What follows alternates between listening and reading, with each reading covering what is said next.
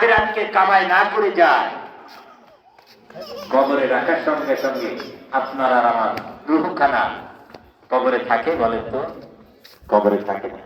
আল্লাহ তাআলার সঙ্গে সঙ্গে যার রূহগুলি ঈমানি মৃত্যু হয় তাদেরকে আল্লাহ তাআলা ইল্লিল মুকামে জায়গা করায় দেন।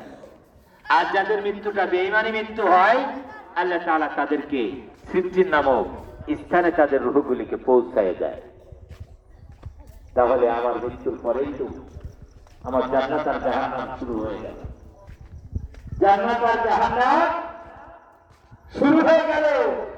এই জান্নাত আর জাহান্নাম আমি দুহাত দিয়ে যেভাবে কামাই করেছি আল্লাহ তাআলা সেইভাবেই দিয়ে দিবেন।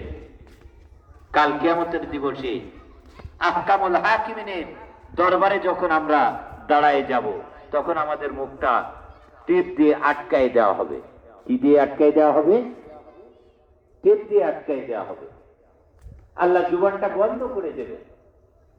প্রত্যেকটি অঙ্গে